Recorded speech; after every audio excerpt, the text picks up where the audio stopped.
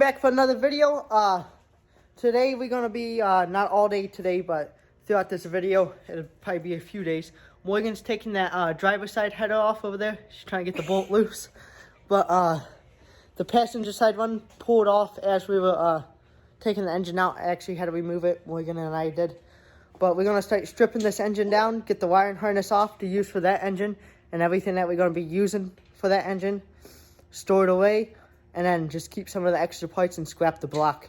So, yeah, let's get to that. Alright, so now that we got both the headers off, I'm going to list those and sell them because I don't want them. Hopefully someone will pick them up for like 75 to 100 bucks. But now we're going to start pulling off this wiring harness, so I'll start time-lapse now.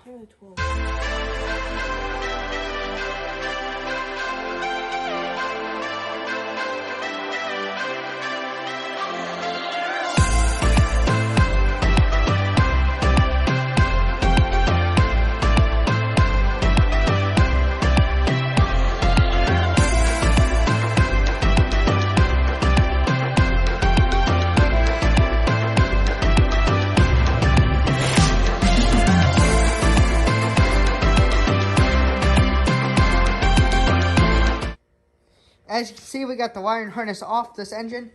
Morgan helped out a lot. It's over there. We're going to clean up, organize all the parts and bolts that we took off today and go in. Sadly, Morgan probably won't be here, but I'll start pulling more of this engine apart this week. It'll all be on film. We got to get the clutch heads and all that stuff off. So, how was it, Morgan? Pain in the ass. Was it fun? Yeah. She said it was fun. She said she was having fun. Alright, well, I'll see you guys another day, but same video. Let's start by getting the clutch and flywheel off for the next things we're going to be doing to this engine. I broke them loose with an impact. Now I'm just going to pull them off with the ratchet. It's a 12mm. I'll lay the clutch down and we'll look at it, see if anything's backwards inside there. Because if you watch the channel at all, you'll know that the car didn't move at all with this clutch in it, even though it's brand new. I can't tell, these look a little bent. There's a lot of grease on them. So we'll figure out what's going on, and hopefully everything's still good with the clutch and something's just upside down or something like that. So yeah, like I said, let's pull the clutch off the flywheel.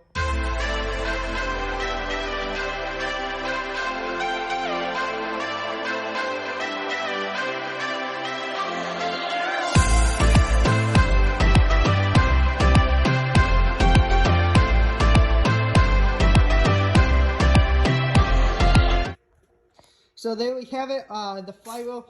Everything looks decent. Like, it's obviously going to need cleaned. It has a lot of grease on it for some reason, like even all that, which it's not supposed to.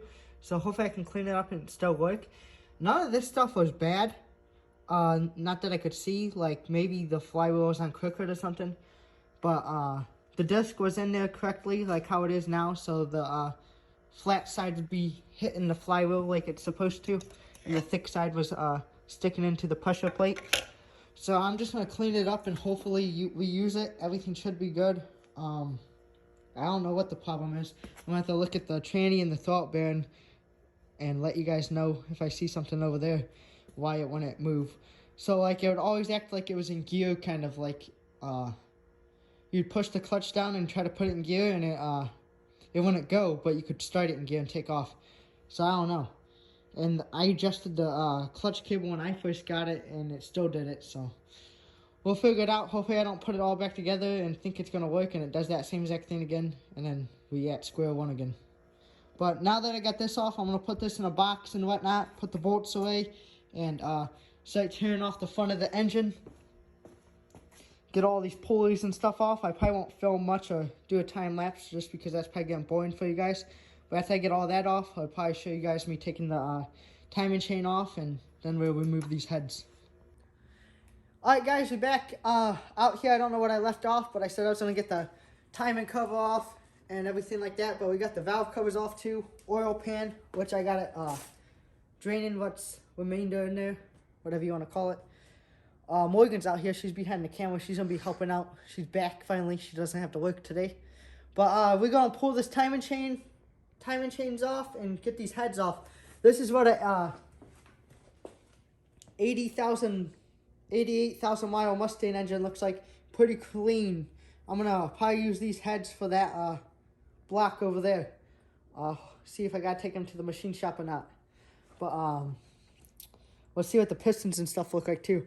We're gonna pull the crank out of this block too, because obviously we don't want it. I'll show you why. I don't know if I showed you guys this yet, but it's broke right there, up here, and it's broke over here. So yeah, I don't really know if someone could weld that or not. I don't know. It's cast, so who knows? I'm not too sure on that one.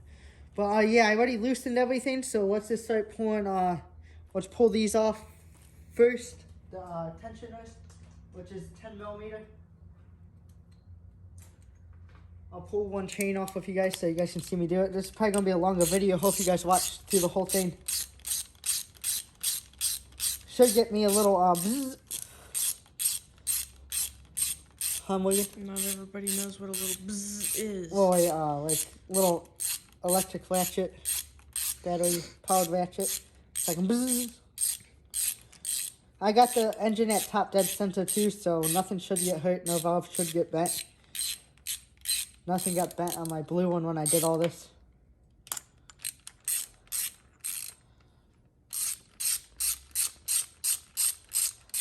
I'm going to put these bolts on the black Mustang, Morgan, so we can mark them in a bag for passenger side tensioner bolts. I don't think it really matters which side. They're probably both the same, but... Oh, yeah, that's not good. It's crunchy. Yeah. So hopefully it doesn't bend no valves or nothing. But it's at top dead center, so hopefully it doesn't get hurt. Now that we got that off, I don't even think we got to take the guides off. We can just pull the chain. I thought there had to be like a certain part of the chain where the dot thingy's at. Well, this one didn't really have them, but like, I got it at top dead center. Like, I know that because of the dots, but like... Never mind. No, like on the chain? Yeah. Yeah, there is on the blue one on the new chain, but this one didn't have it. So this is pretty much junk. You won't want to reuse this for. I wouldn't at least. Maybe some people would, but not me. But I'm going to do the other side, get these guides off, and then I'll loosen all the head bolts and we start pulling heads. There's a cat here. We only got one bolt holding the head on. I just left it in there just in case like those little things don't hold the head. I didn't want it falling. Well, I should be able to pull this head right off now. After I get this engine stripped down, I got a lot of stuff to clean because this will be out of the way. I won't do that on camera, but hopefully the garage gets clean this Friday. Today's Thursday. Oh, there's the mess.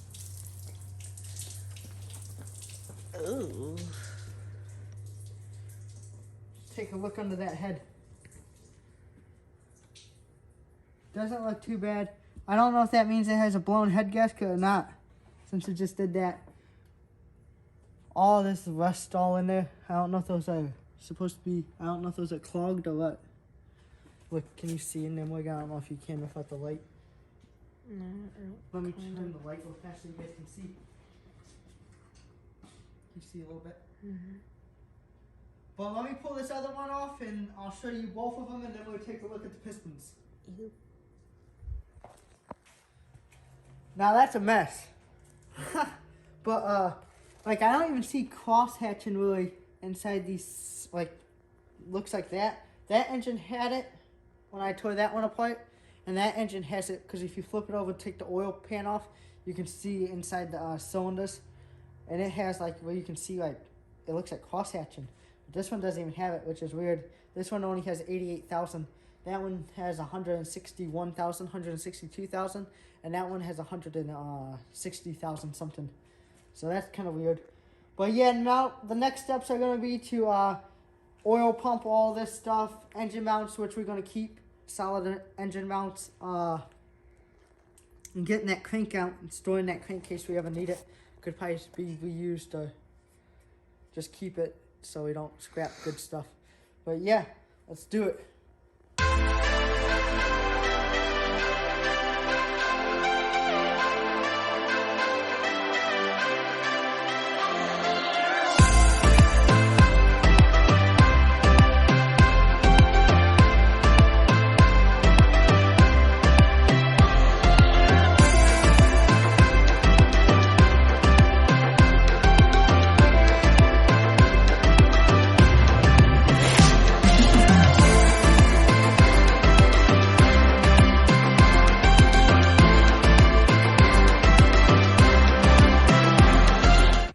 So as you can see, the engine's done for. We got everything we need. I was gonna get the crank and everything out, but I looked and they're not too pricey for a new one. So I think if I would ever do a full rebuild, or I want to do the crank too, I'll just buy me a new one.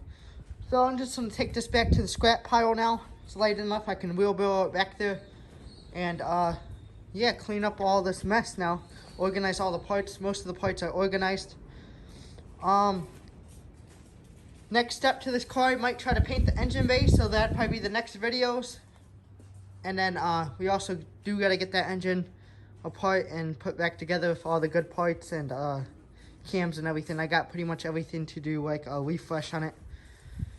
Yeah, so I'm gonna just paint this engine bay black if I go to do it, just like the car, pretty much the same as that color, hopefully. I might spray paint it with duper color, those cans, and then clear coat it. But if you guys like the videos, please like, comment, subscribe. Stay tuned for more.